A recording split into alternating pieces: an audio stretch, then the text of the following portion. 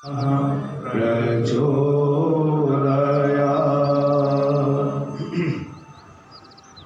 ॐ शन्नो मित्रः शं वरुणः शन्नो भवत्वर्यमा शन्न इन्द्रो बृहस्पतिः शन्नो विष्णुरुक्रमः। नमो ब्रह्मणे नमस्ते वायो त्वमेव प्रत्यक्षं ब्रह्मासि त्वमेव प्रत्यक्षं ब्रह्म वदिष्यामि ऋतं वदिष्यामि सत्यं वदिष्यामि तन्मामवतु तद्वक्तारमवतु अवतु मामवतु वक्तारम्। यं ब्रह्मा वरुणेन्द्ररुद्रमरुतः स्तुन्वन्ते देव्यै सवैर् वेदैः साङ्गपदक्रमोपनिषदैः गायन्ति यं सामगाः। ध्यानावस्थितो तद्गतेन मनसा पश्यन्ति यं योगिनो यस्यान्तं न विदुः सुरासुरगणा देवाय तस्मै नमः। त्वमेव माता च पिता त्वमेव बन्धुः च सखा त्वमेव विद्या द्रविडं त्वमेव सर्वं मम देवदेव। मंच पर विराजमान संगीत सरिता को बहाने वाले भाई सतीश सत्यम जी। सतीश सत्यम जी को मैं लगभग 15 वर्ष की जब इनकी आयु थी तब से इनके भजन सुना। उस वक्त भी जो हमारे वरिष्ठ भजनोपदेशक थे वो सोचते थे इनको कम टाइम दिया जाए तो अच्छा है, कहीं लड़का हमसे आगे न निकल जाए। और धीरे धीरे वो समय आ गया। मैं तो हिंदुस्तान छोड़ के बाहर जा नहीं पाया ये, पर ये कई देश घूम चुके। ये दयानंद की कृपा है। ये भी 2 पीढ़ी का समाजी व्यक्ति है। जब मल्होत्रा जी ने मेरे ऊपर छोड़ दिया, बहुधा तो अधिकारी लोग अपनी इच्छा से बुलाते हैं। मैंने आचार्य वीरेंद्र को कहा कि आपको अगर कोई बढ़िया उपदेशक, बोले नहीं गुरु आप जो कहोगे ठीक ही है। तो मैं भी प्रभु से प्रार्थना कर रहा था मैं सही गेयर में चलती रहे गाड़ी, ताकि आप लोग सोचेंगे भाई जो बुलाया गया वो ठीक बुलाया गया। उनका बहुत धन्यवाद है। इस आर्य समाज के धर्माचार्य आचार्य वीरेंद्र जी, आर्य जगत के नवोदित विद्वान डॉक्टर दयानंद जी, इस आर्य समाज के पितामह श्री रेवाजिया जी, पितामह श्री करो आप सबसे बड़े आयु के आज यही बैठे, प्रधान जी तो हैं। इस समाज को प्राण प्रतिष्ठा करने की शक्ति रखने वाले मंत्री श्री मल्होत्रा जी और माता जी की शक्ति का अंदाजा तो हमको लग ही रहा है। माता कपूर और हमारी मंत्राणी जी, मातृशक्ति आदि बंधु। समय बहुत कम है, कम से कम शिव की चर्चा, दयानंद के बोध की चर्चा लगभग 3 दिन करते, पर हम शायद जो सबसे बहादुर कौम थी आई दुनिया की, जिन्हें आर्य कहते हैं, जिनमें दूसरों को ले चलने की शक्ति होती है, कोरोना से कुछ ज़्यादा चलते। मैं तो ऑनलाइन भी कार्यक्रम करता रहा। साउथ की समाजों का हाल ये है कि जिन्होंने 1 महीने पहले बुक किया था वो हाथ जोड़ के कह रहे हैं गुरुजी 8 लोग हवन में आए थे, व्याख्यान का समय पिछली बार 2 ही रहे थे, एक मैं और एक श्रोता हो, तो आप ना ही आओ तो अच्छा है। तो ये दशा जो हमारी है, ऐसा नहीं है, मैं ये नहीं कहता कि कोरोना से हमको सावधान नहीं रहना, ये महामारी बड़ी विचित्र है, परंतु इसमें 2 राय नहीं है। जो हमारा दर्शन है, कुछ भी संसार में आया है तो वो जाएगा जरूर। जब हम लोग ही जा सकते हैं तो कोरोना भी जाएगा, और वो लगभग चला गया। लौट के आके थोड़ा डरा रहा है, पर इतना डरने की ज़रूरत नहीं है। लेकिन मेरे घर के पास ही एक साईं बाबा मंदिर है। जब तक तो सरकार का डंडा रहा बंद करने का, तब तक तो उसमें 100-150 ही लोग दिखाई देते थे। और अब तो आलम यह है कि वीरवार को आज का दिन उधर से आप गाड़ी निकाल नहीं सकते, दोनों तरफ सिक्योरिटी वाले खड़े रहते हैं, और अभी तक कोई शिकायत नहीं आई कोरोना। तो डरने से काम नहीं चले। लेकिन बावजूद इसके आप आए हैं तो शास्त्र की कुछ चर्चा करते हैं। भाई सतीश जी ने इतने मधुर भजन गा दिए हैं, उसके बाद कितनी शास्त्र की चर्चा आपके कर्ण कौरव को आनंद दे पाएगी, इसमें थोड़ा मुझे संदेह लग रहा है। लेकिन बावजूद इसके आज मैं तो कल से ही देख रहा हूँ टेलीविज़न पर, एक दिन पहले से शिवरात्रि का संदेश दुनिया में जा रहा है और 1 रात बाद तक जाएगा। पर सोशल मीडिया पर तो कुछ और ही चल रहा है, वो भी उसका एक प्रसंग से दूसरा में ज़्यादा नहीं। मुझे देखिएगा कि जो सबसे बड़ा शिव जी का मंदिर, जिसे महाकाल का मंदिर कहते हैं, वो कहाँ पर है? उज्जैन। वहाँ दूध के साथ दही, मक्खन, दूध, इन सब से उस पत्थर को बार बार रगड़ रहे हैं, धो रहे हैं पंडे लोग, और हम लोग भी इसमें वो सब सहयोग कर रहे हैं। पूरे देश की स्थिति अगर देखें तो हजारों टन दूध राख में मिलाकर के कीचड़ में जा रहे हैं। किसी बुद्धिमान व्यक्ति से पूछो, वेद दूध को कहा गया है शास्त्र में पयः कीलालम अमृतम, ये तो अमृत है, और इस अमृत को ये तमाम दुनिया के धर्मजीवी का शब्द सही, क्या दुनिया को संदेश देना चाहते हैं सारा पाश्चात्य जगत? क्योंकि अब तो दुनिया बहुत छोटी हो गई, तब तो दुनिया बड़ी थी, तो जो कुछ हम यहाँ कर रहे हैं वो दुनिया को पता नहीं चलता। आज हम जो भी करते हैं वो सारी दुनिया को एक क्षण में पता चलता है। तो जो विश्वगुरु कहलाने का अधिकारी होता था भारत को, जिसका दम हम भरते, हम आज तक दयानंद के इस बोध का संदेश दुनिया में दे नहीं सके। दयानंद को यही तो बोध हुआ था कि जो पत्थर है, जो शिव की मूर्ति है, ये सच्चा शिव होता तो अपने खाने की रक्षा तो कर ही लेता, और कुछ करता न करता। जिस दिन उसे ये बोध हुआ तो घर वालों ने समझाया कि सच्चे शिव तो कैलाश पर्वत पर रहते हैं, वो ढूंढने लगे।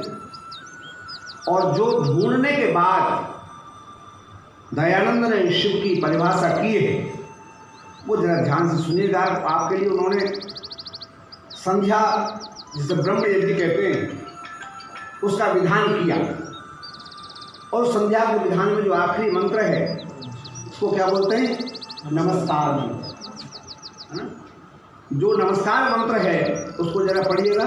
ओम नमः शंभवाय च मयोभवाय च मयस्कराय च नमः शिवाय च शिव। उन्होंने ये जो मंत्र छांट कर वेद में से रखा, यजुर्वेद का मंत्र है ये, और दुनिया को समझाने की कोशिश की। ध्यान रखना, कोई भी जड़ वस्तु चेतन का लिंग या चिन्ह नहीं हो सकता। उपनिषद को पूरा अध्ययन करके देखिए, सारे उपनिषद शास्त्र में एक ही बात कही गई। उन्होंने कहा कि प्रभु का ज्ञान सूर्य के समान है। उपनिषद क्या कहता है? ने। ये ठीक नहीं है, क्योंकि सूर्य जड़ है और परमात्मा चेतन है। तो जड़ से ये पूरी परिभाषा नहीं। तो बोले कि परमात्मा वायु के समान व्यापक है, आकाश के समान व्यापक है। आकाश तो कोई वस्तु ही नहीं है, पर मान लो वायु मान लो। तब उन्होंने कहा कि वायु जड़ है और परमात्मा नेत्र। बहुत शास्त्रों का अध्ययन करने के बाद उन्होंने कहा देखो शिव के स्वरूप का जो वैदिक प्रतिपादन है वो ध्यान से सुनिएगा। आचार्य वीरेंद्र जी के लिए कोई 2-3 पॉइंट आज नहीं दे देता। पिछली बार वाला व्याख्यान रिपीट नहीं करूँगा, तो चूंकि लगातार आप मुझे बुलाते ही रहते। अच्छी बात यह है कि जहाँ कई बार जाता हूँ वहाँ थोड़ा पर नया पढ़ना पड़ता। तो शिव शब्द संस्कृत में 2 अर्थों में आता है, एक शिवु कल्याणे और एक शो तनु करणे। डॉक्टर दयानंद जी को मुझे पता नहीं किस विषय में डॉक्टरेट हैं आप, शायद व्याकरण में हो, दर्शन में। क्या बात है, तो मैं तो करते करते दर्शन में रह गया, पर वेद में करा दर्शन कर मेरा विषय था। तो ध्यान से सुनिएगा, शिव के 2 अर्थ हैं। एक अर्थ है जो सारे संसार का कल्याण करने वाला है, शिवु कल्याणी, जिसका सत्यार्थ प्रकाश में स्वामी जी ने उल्लेख किया है प्रथम समुल्लास। जो सारे संसार का कल्याण करे उसका नाम क्या है? ये किस अर्थ में जा रहा है? परमात्मा के अर्थ। सारे संसार का कल्याण करने की शक्ति परमात्मा के अलावा दुनिया की दूसरी वस्तु में ध्यान रखें। इसलिए उस परमात्मा का नाम शिव है, लेकिन ये परमात्मा का गौड़ नाम है, गुणवाची। चूंकि सारे संसार का कल्याण वो कैसे करते हैं, बड़ी अद्भुत चिंतन ऋषि ने हमारे सामने दिया। हमारे जीवन के कल्याण के लिए अलग अलग सबकी चाह है। आपका कल्याण कुछ और तरह से है, इनका कल्याण कुछ और तरह से है, इनका कल्याण कुछ और तरह से है, लेकिन प्रभु ने सबके कल्याण का मार्ग प्रशस्त किया। जिसको जो चाहिए था इस सृष्टि में मौजूद है। आप जो चाहें उस दिशा में पुरुषार्थ करें, आपको वो प्राप्त हो जाए। दूसरा एक अर्थ है शो तनु करने, जिससे क्षति रूप बनता है, अर्थात जो संसार के दुखों को कम करता है। ये तमाम जितने भी शिव के पर्यायवाची शब्द, जिनमें एक रुद्र भी है। ऋग्वेद में रुद्र के 4 सूक्त हैं और यजुर्वेद में 8 अध्याय हैं। अथर्ववेद में भी अनेक मंत्र हैं। सामवेद में रुद्र के कम मंत्र हैं। ध्यान से मेरी बात श्रवण करना। मैंने पौराणिक पंडित से पूछा, भैया जो रुद्र के जो 8 अध्याय आपने रखे हैं उसमें पुरुष सूक्त भी है, ठीक है ना? और पुरुष सूक्त में एक भी मंत्र में रुद्र का नाम नहीं है, पर यह रुद्र सूक्त कैसे, रुद्राष्टाध्यायी में रुद्र के 8 अध्यायों में कैसे आ गए? अब क्या बोले? हम कहा हमारी तरफ से तो आ सकता है, तुम्हारी तरफ से बताओ कैसे आए। तो उनके समझ में नहीं आई बात। कहने लगे भाई रुद्र भगवान का नाम है, बस यही बात कहना शुरू करो दुनिया के सामने। ये जो आप देवताओं का वर्गीकरण करते हो, मैं आपको प्रसंग आ गया तो चर्चा कर दूं। मल्होत्रा जी, इस कोरोना काल में किसी का कुछ अभद्र हुआ हो मुझे नहीं मालूम, लेकिन मेरा बड़ा भद्र हुआ। क्या भद्र हुआ? क्योंकि आर्य समाज ने बुलाना बंद कर दिया, भारतीय विद्या भवन ने ताला लगा दिया। जब मैं घर में कैद हुआ तो क्या करूं? मेरे दिमाग में एक बात आई, वेद के मंत्र पर 3 चीजें लिखी हुई हैं। कौन कौन सी? एक ऋषि, दूसरा देवता और तीसरा छंद। मैंने कहा इन तीनों चीजों पर लिखना शुरू कर, क्योंकि आर्य समाज के क्षेत्र में इन तीनों विषयों पर बहुत कम साहित्य है। फिर मैंने उपयोगिता सोची कौन सी पहले करूं। तो चूंकि आर्य समाज का व्यक्ति जब ये सोचता है, वेद के विषय में घुसता है, तो चाहे उसे उच्चारण ना आए पर अर्थ जानने की कोशिश करता है। क्योंकि स्वामी दयानंद ने दुनिया के लोगों को बताया कि बिना अर्थ के कोई भी चीज बोलना तोते के अक्षर से ज्यादा नहीं है। तो हम सब कुछ न कुछ जो संध्या पढ़ते हैं उसका अर्थ कुछ जानने की कोशिश करते हैं, जानते या नहीं जानते बिल्कुल अलग बात। जानने की स्थिति तो कुछ आपको पता ही है, मैं कुछ कहूंगा नहीं। तो जरा ध्यान से सुनिएगा। मैंने सोचा ये देवता क्या है, तो ऋषि ने देवता शब्द पर बहुत लिखा है, और जो मूल चीज है वो देवता मंत्र का विषय है। देवता क्या है? मंत्र का विषय, यानी उस मंत्र में वो विषय। अब हम दुनिया में जब से व्याख्यान आर्य समाज का सुन रहे हैं और सुना रहे हैं, तब से देवता के विषय में दो ही बातें जान रहे हैं। दो तरह के देवता हैं, एक जड़ और एक चेतन। चेतन में माता पिता आचार्य और अतिथि, और जड़ देवताओं में प्रकृति के सारे पदार्थ। ध्यान से सुनना मेरी बात। चेतन देवताओं में एक देवता की हम चर्चा नहीं करते, उस देवता का नाम है महादेव। क्या नाम है? वो कौन सा वाला? परमेश्वर। भाई परमेश्वर देवता है कि नहीं? सब देवताओं का देवता तो परमेश्वर, इसलिए ये सब देव हैं और वो। ये बात मेरे ध्यान में आई और मैंने वेद के देवताओं पर लिखना शुरू। और जब 250-300 पेज से ऊपर चली गई बात, तो डॉक्टर शशि प्रभा कुमार कहने लगी इसे बंद करो। कहाँ बड़ा ग्रंथ लिखोगे, लोग पढ़ेंगे नहीं, इतने को छपाओ। तो संहार करते करते भी लगभग 350 पेज की पुस्तक तैयार हुई, जिसमें वेद के देवताओं का आमूल चूल चिंतन है। देवता क्या है, देवता कितने हैं, और जो देवता हमारे साथ प्रयुक्त हैं जड़ और चेतन दोनों का स्वरूप क्या है। उसमें एक देवता शिव भी है। जब मैं 12th क्लास में पढ़ाता था, आचार्य आपने तो पढ़ाया हुआ वीरेन जी प्रशासन में, तो उसमें वेद मंत्र यज्ञाकृतो दूरमुदयित दैवं तदसुप्त स तथैवै दूरंगमं ज्योतिषाम ज्योतिरेकं तन्मे मना शुभ संकल्पमस्तु, ये एक 6 मंत्र कोर्स में दिए हुए। तो कुंजियां जो आ रही थी उसमें लिखा था वो मेरा मन शिव के संकल्प वाला होवे। तो मैं चूंकि हेड कैबिनेट था उस साल, एडिशनल है, तो मैंने अध्यापकों को बुलाया संस्कृत के। मैंने कहा भाई ये बताओ इस मंत्र का देवता क्या है।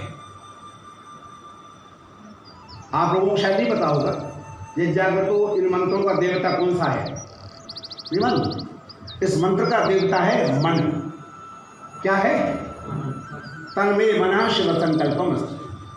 इस मंत्र का देवता शिव नहीं है, शिव इसका देवता नहीं है। इसका मंत्र देवता क्या है?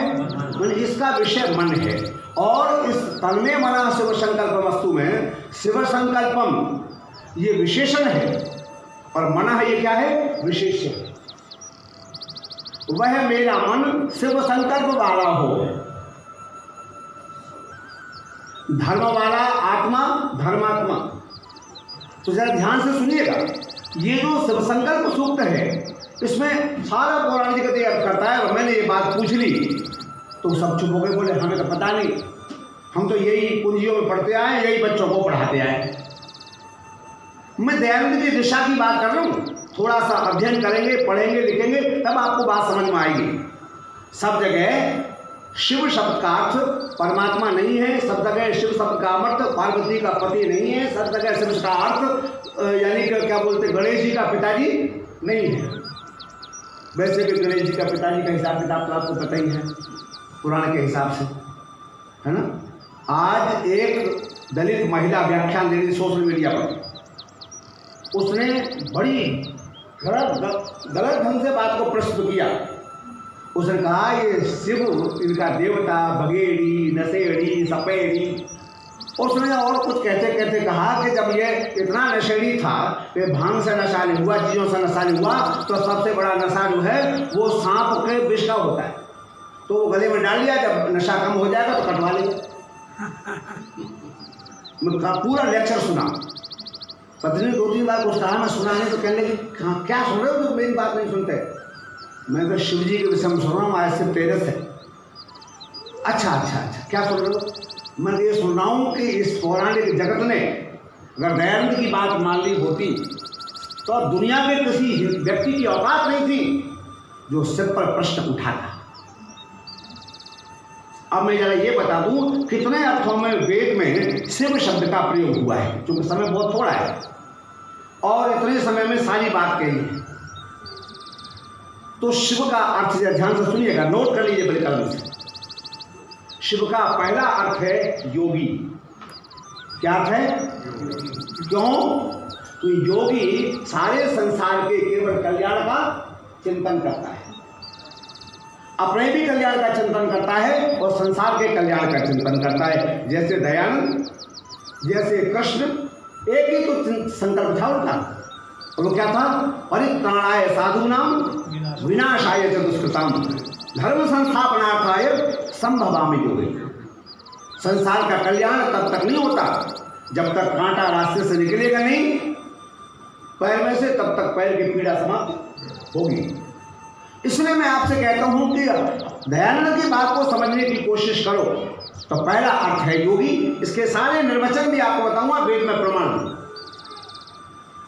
शिव का दूसरा अर्थ है, पहला अर्थ तो परमेश्वर मान लो, दूसरा योगी और तीसरा है जीव, जीवात्मा।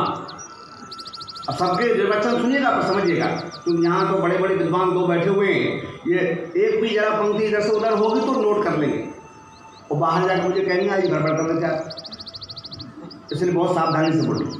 दूसरा अर्थ क्या है? जीवात्मा। तो 3 अर्थ हो गए, परमात्मा, योगी, जीवात्मा, और इसका चौथा अर्थ है वो है वैद्य। क्या है? वैद्य। क्यों है? रुत रोगाः तान द्रावयति यावसाह रुद्रः। रुत कहते हैं रोग को, और रोगों को जो द्रावयित माने द्रवीभूत कर दे, पिघला दे, नष्ट कर दे, उसका नाम क्या है? रुद्र है। और रुद्र कौन है? वैद्य है। ऐसा स्वामी जी ने अपने भाष्य में लिखा है, रुद्रवाचक मंत्र में। चौथा अर्थ है रुद्र का, कहते हैं चौथा परमात्मा अर्थ क्यों है? क्योंकि रोदयति सर्वान जनान अंतकाले प्राणिनः अंतकाले। सभी प्राणियों को अंतकाल में जो रुला दे उसका नाम क्या है? रुद्र है। भाई कोई कितना ही ताकतवर हो, कितना ही शक्तिशाली हो, अंत में तो आखिरकार बड़ा कष्ट है ना? अंत के आने से पहले कष्ट की शुरुआत हो जाती है। हमारा बहुत अद्भुत चिंतन है। ऋषि लिखते हैं शिव का, रुद्र का एक अर्थ क्या है? वो अर्थ है जो सबको रुलाने वाला परमेश्वर। और जीवात्मा क्यों रुद्र है? तो पौराणिक जगत में भी और वैदिक जगत में भी रुद्र कितने हैं? 11। वसु कितने हैं? 8। और आदित्य कितने हैं? 12। तो जो 11 रुद्र हैं उसमें स्वामी जी अर्थ लिखते हैं उसका पंच प्राणाः, 5 प्राण, प्राण अपान ज्ञान उदान और समान, फिर 5 फिर प्राण और गए। कौन कौन से? नाग, कूर्म, प्रकिल, देवदत्त और धनंजय। कितने हो गए? और एक जीव। ये 11 क्या हैं? रुद्र हैं। ये इसलिए सारे रुद्र हैं, ये जब शरीर से निकलते हैं तो आदमी, बोलो, देखो प्राण निकल जाए तब क्या होगा, है ना? इसका मतलब यह है कि प्राण भी क्या है? रुद्र हैं, शिव हैं। और ये जो जीवात्मा है ये भी, जो किसके, ये शरीर से निकलता है तब जब प्राण निकलने लगते हैं। सोचा अब प्राण चल पड़े। उपनिषद में कथा आती बड़ी सुंदर, सारे देवताओं में प्रतिस्पर्धा हो गई। प्रतिस्पर्धा ये हो गई, अहम श्रेष्ठः, अहम श्रेष्ठः, मैं श्रेष्ठ हूँ और मैं श्रेष्ठ हूँ। ये देवताओं में। वो देवता कौन कौन थे? चक्षु देवता, कर्ण देवता, है ना, श्रोत्र देवता, है ना, ये सारे देवताओं में जो इंद्रियां हैं हमारी, इनमें प्रतिस्पर्धा हो गई। उनमें मन देवता भी था और एक देवता कौन सा था? प्राण। तो जब सबने कहा मैं मुख्य हूँ, आंख ने कहा था को मैं इसलिए मुख्य हूँ, अंधे की क्या औकात? तब उनका ठीक है। तो कान कहने लगा अरे आंख के बिना तो काम करेगा, सुनेगा ही कुछ नहीं तो फिर क्या करेगा? तो ये अपना मुकदमा लेकर के वहाँ पहुँच गए। तो इसके पास बृहस्पति के पास, देवताओं के राजा के पास, देवताओं के आचार्य के पास। बोले प्रभु हमें विवाद हो गया है। फर्क यही है कि बुद्धिमान व्यक्ति में विवाद हो तो श्रेष्ठ व्यक्ति के पास जाते हैं निर्णय करने के लिए, आप बता दें, और मूर्ख का विवाद हो तो थाने जाता है ना, झगड़ा हो सिर फाड़ेंगे तो थाने जाएंगे। सो बुद्धिमान में विवाद हुआ, बृहस्पति के पास पहुंचे तो बृहस्पति ने पूछा क्या प्रश्न, क्या समस्या, क्या विवाद है? बोले ये सारे देवता ये कह रहे हैं कि मैं श्रेष्ठ हूँ, मैं श्रेष्ठ हूँ, अब हम में से कौन श्रेष्ठ? तब उन्होंने कहा एक एक साल को शरीर छोड़ के चले जाओ। तो आंख चली गई सबसे पहले, और जब आंख लौट के आई तो उसने पूछा तुम कैसे जिए? बोले जैसे जबर सिंह जीता है, जैसे ब्रजानंद जिए हैं, आंख के बिना तो कोई समस्या ही नहीं है, प्रज्ञा चक्षु काम करना चाहिए, बाकी सब चलता है। तब उन्होंने कहा अच्छा आंख के बिना कोई समस्या नहीं हुई, अंधा जीता है, हम भी जिए। कान चला गया। बोले कैसे जिए? बोले जैसे ना सुनने वाले को क्या कहते, बधिर, बहरा, बहरा जैसे जीता है। वाणी चली गई। बोले कैसे जिए? बोले जैसे गूंगा जीता है, वो भी पानी पीता है, खाना खाता है, जीता। सारे देवताओं में ये बात आई, सब लौटकर वापस आ गए। तो प्राण कहने लगे अच्छा जी, अब बृहस्पति जी ने कहा हम भी चलते। जब प्राण जी चले तो सारे इंद्रियां व्यथित हो गई। उपनिषद सुना, सारी इंद्रियां व्यथित होकर कहने लगी अरे कहाँ चले आप? ठहरो ठहरो, आपके बिना तो हम कोई नहीं। बोलो जब प्राण निकल जाएं तो कोई इंद्रिय काम करती है? इसका मतलब प्राण क्या है? रुद्र है। जब प्राण निकलने को होते हैं तब रोना आ जाता है। इसलिए ये पांचवा अर्थ क्या हुआ? प्राण। पहला परमात्मा, दूसरा जीवात्मा, तीसरा योगी, चौथा प्राण, और पांचवा अभी और बताता हूँ। पांचवा है राजा। दुष्टान रोदयति या सह रुद्रः। रुद्र तब रूप धारण करता है राजा जब कोई दुष्ट उसके राज्य पर आक्रमण करने की कोशिश करता है, तब अपने सैन्य शक्ति से उसको छक्के उड़ा देता है, इसलिए वो रुद्र है। तो वेद में इन तमाम अर्थों में स्वामी जी ने रुद्र शब्द का प्रयोग किया है, शिव शब्द का प्रयोग किया है। शिव और रुद्र दोनों पर्यायवाची हैं, क्योंकि जब रोना कम होता है तभी कल्याण शुरू होता है। कैसे हो जनाब? मुंह लटका हुआ है ना, चेहरा उतरा हुआ है। तो बोले क्या बताएं? अब क्या बताएं कि आगे कहानी आप समझ सकते हो। इसका मतलब जब कल्याण का समय है तभी चेहरा खिला होगा, प्रसन्न होगा। आपने संध्या करने के बाद उस कल्याणकारी प्रभु से प्रार्थना की, तेरी कैसी तेरी अद्भुत लीला है, कितनी अद्भुत कृपा है। दुनिया का इकोनॉमिक्स बड़ा अद्भुत है। दुनिया का अर्थशास्त्र ऐसा है कि जिस चीज की कमी आ जाए, कभी प्याज का स्टोरिया अगर स्टोर कर ले तो प्याज कितना हमें रुला देती है, तो सब बिना काटे ही प्याज रुला देती है, क्योंकि उसकी कीमत आसमान छू जाती है। अगर पेट्रोल की डिमांड हो और चीज़ें कम हो तो वो रुला देता है। आप ध्यान से सुनिएगा, मैं किसी सरकार के प्रति व्यंग्य नहीं कर रहा हूँ, मैं बात कह रहा हूँ आपको कि आखिरकार इस संसार का इकोनॉमिक्स ये है कि जिस चीज़ की ज़रूरत ज़्यादा हो और वितरण कम हो तो कीमत उसकी बढ़ जाती है। लेकिन परमात्मा का अर्थशास्त्र से भिन्न है। शरीर को जीवित रखने के लिए, ध्यान से सुनना, शरीर को जीवित रखने के लिए सबसे महत्वपूर्ण चीज क्या है जी? प्राण। रोटी के बिना तो आप लंबा समय चला सकते। और मैं किसी योगी की बात नहीं कर रहा, मैं देहू रोड पूना में संस्कृत का अध्यापक था, तो वहाँ और सब टीचर भी थे, फिजिक्स के टीचर थे, जैन छाजेड़, जबरीलाल छाजेड़। तो उन्होंने कहा, चूँकि मैं शास्त्री था थोड़ा संस्कृत जानता था, तो कहने लगी, हम उसे भाभी बोलते थे, उम्र में थोड़े बड़े थे। कहने लगे मैंने वो रखा है जो जैनियों का जो व्रत होता है, हाँ वो मैंने व्रत रखा है। हम तो कैसा व्रत है वो? बोले 21 दिन तक ना पानी पीऊंगी ना खाना खाऊं। मैंने कहा 21 दिन? महिला गृहस्थी, उसकी 2 बच्चियां थी, 3, बेटा नहीं था। तो हमने कहा ये इतना कठोर व्रत आप कैसे कर लेंगी? बोले नहीं, हमारे सारे महात्मा करते, मैं भी करूंगी, पर उनका बाद उनका जुलूस निकलता है। उन्हें 21 दिन तक बढ़िया सब समय निकाल लिया। तो इसका मतलब भोजन के बिना हम लोग कम से कम 21 दिन तो जिंदा रह सकते हैं, और योग भी तो और ज़्यादा। और जो हमारा वो जो उपवास करता है, अनशन करता है, वो अन्ना हजारे, उसको कुछ विद्या है आगे, वो तो महीनों महीनों चला दे। अन्न के बिना, जल के बिना भी काफ़ी समय चल जाता है, लेकिन प्राण के बिना बोलो है कोई जो कह दे कि मैं प्राण के बिना 1 आध महीने चला लूँगा, 1 आध हफ्ता भी चला लूँगा, है ना? बहुत अभ्यास करे। तो रामदेव स्वामी जी महाराज कह रहे थे, मैं पूरी ताकत लगा के 3 मिनट तक मैं प्राण के बिना काम चला लेता हूँ। मैं भीतर वाले प्राण से ही काम चलाते हैं, इससे ज़्यादा नहीं। श्वास रोक लेते, हाँ रोक लेते, जो प्राण अंदर है उसी से काम चला लेते हैं। अब जरा ध्यान से सुनना, दुनिया का नियम यह है कि जिस वस्तु की जरूरत 3 मिनट भी जिसके बिना हम जिंदा नहीं रह सकते, उसकी कीमत सबसे ज्यादा होनी चाहिए कि नहीं? बोलो। सब कुछ महंगा है पर हवा free, no cost it all. और जो कुछ भी कॉस्ट बनाई है तो आपने दिल्ली वालों ने, बम्बई वालों ने, मद्रास वालों ने, है ना, बड़े बड़े शहर वालों ने बनाई है। गांव वाला तो मजे कर। हमको बहुत परेशानी होती है। किसी ने कहा कि मास्क लगाने का एक सबसे बड़ा फायदा है, क्या? बोले पॉल्यूशन अंदर नहीं जाता।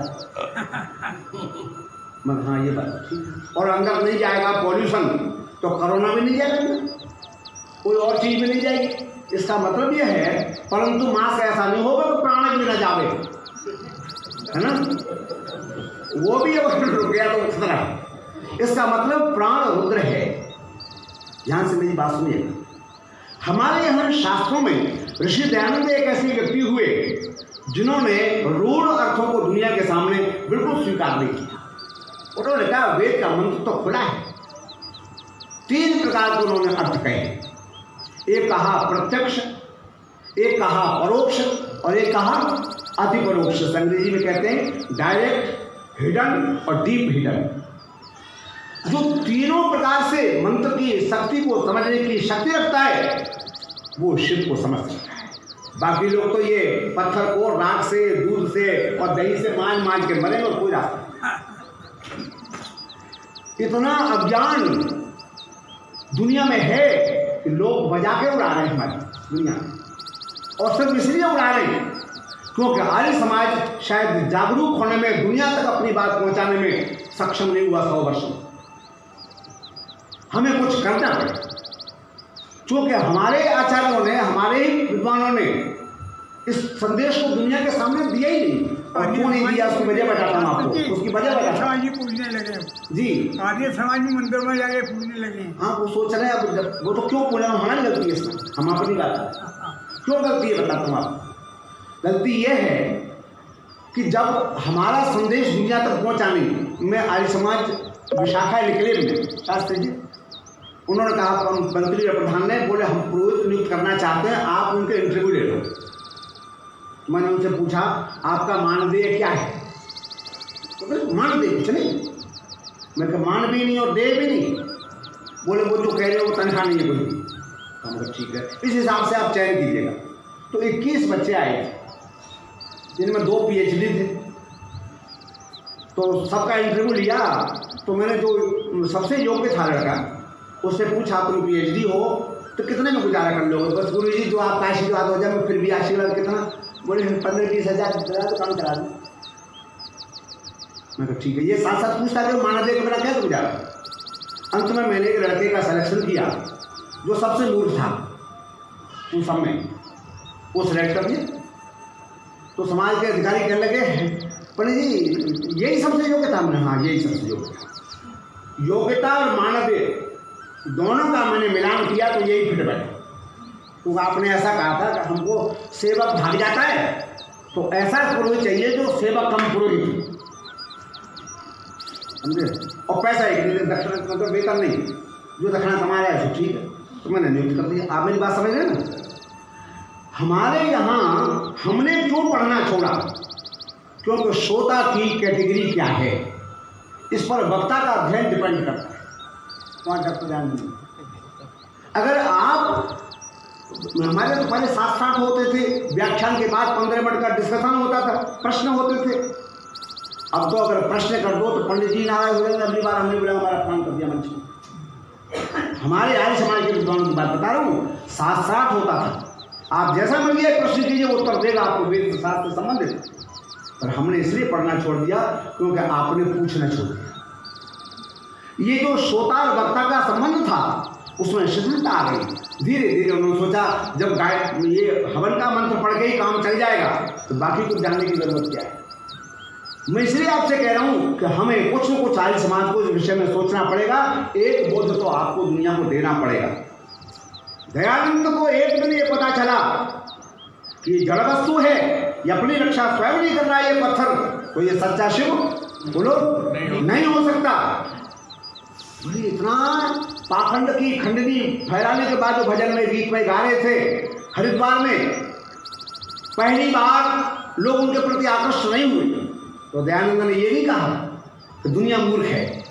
उन्होंने कहा मेरे तप में कुछ कमी है, और फिर तप करने बैठ गए और उसके बाद निर्णय किया कि मेरे अंदर कुछ ऐसा होना चाहिए कि दूसरा मेरे सामने अपने आप कुछ महसूस करे।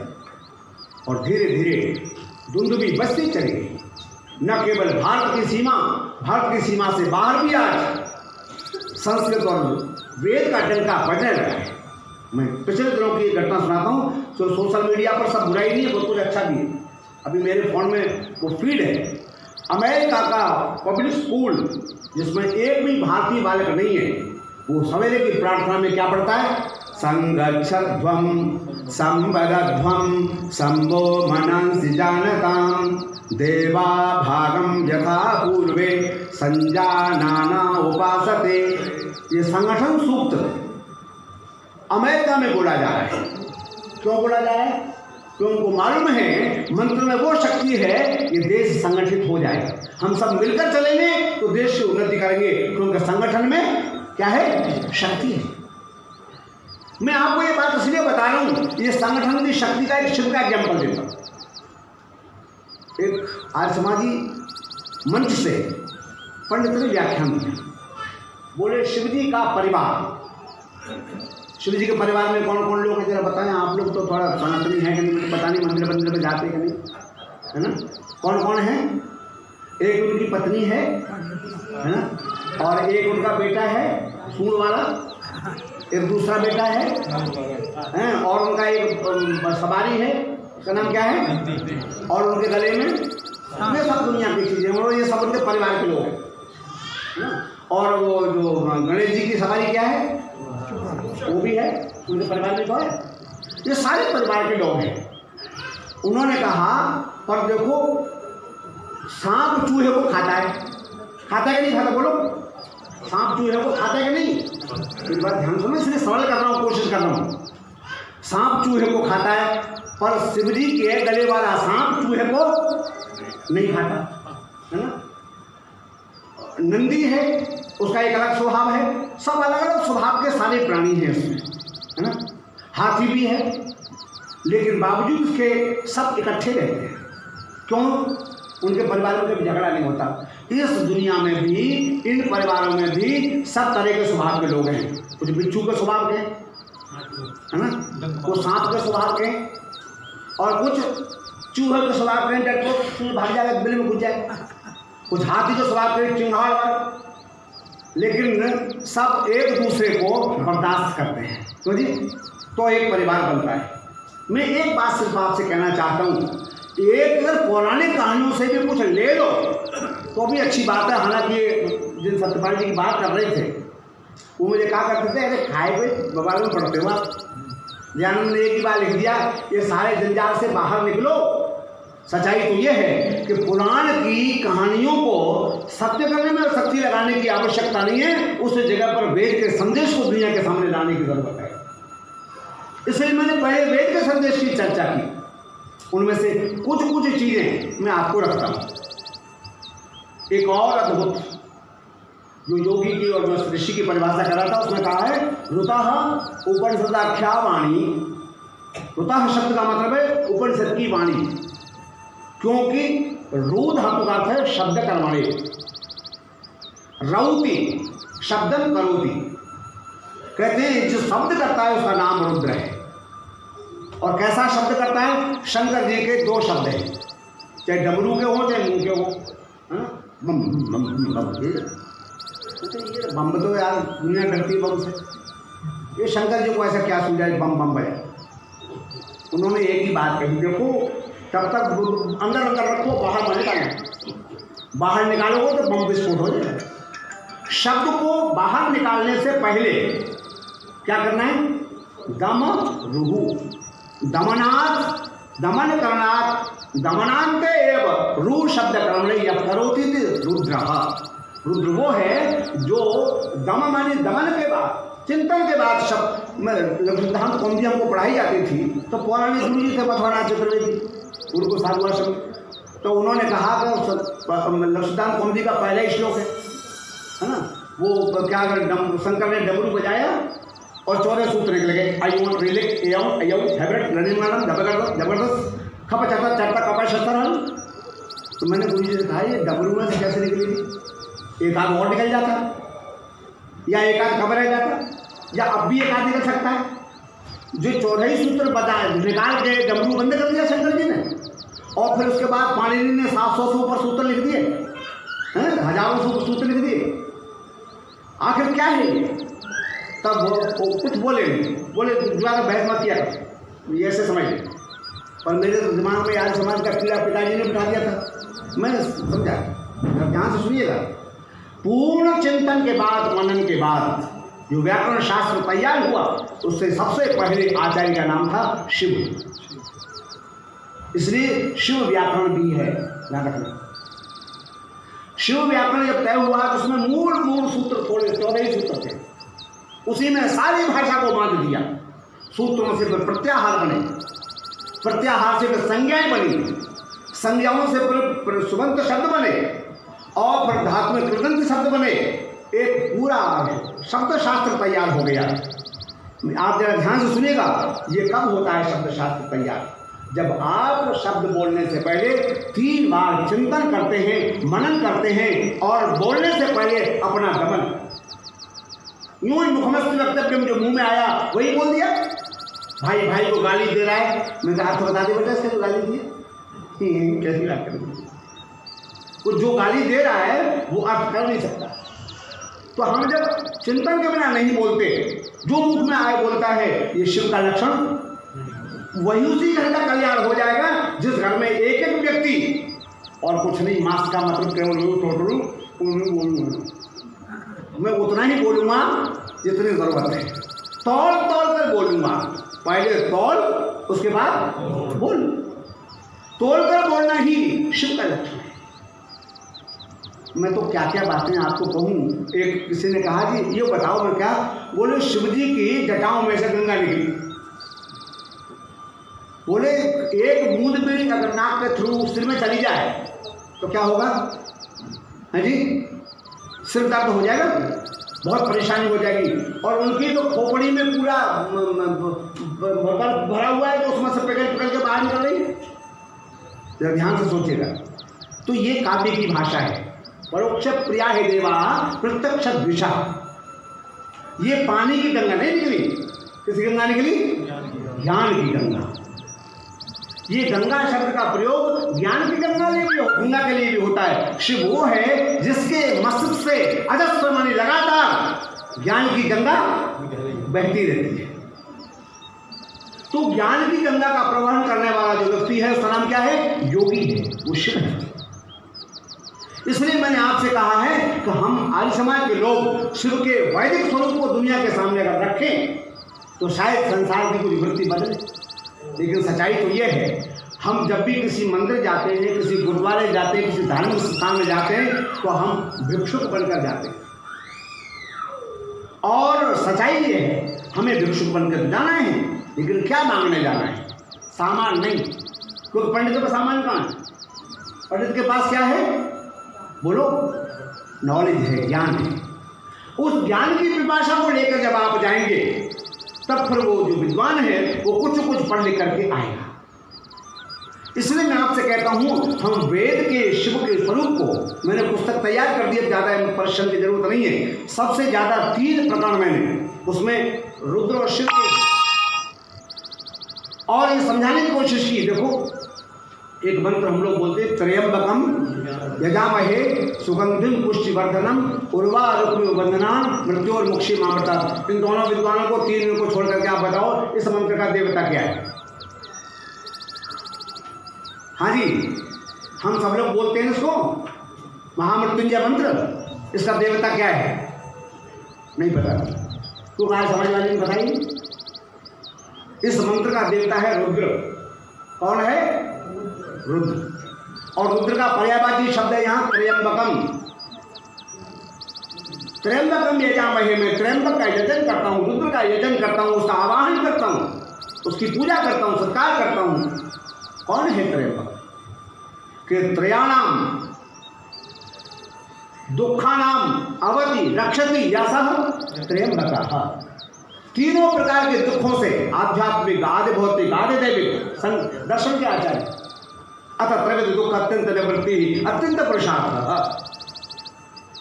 दर्शन सुना हुआ तो आप लोग उठ के चले जाओ, इसलिए सरल भाषा में बात करें।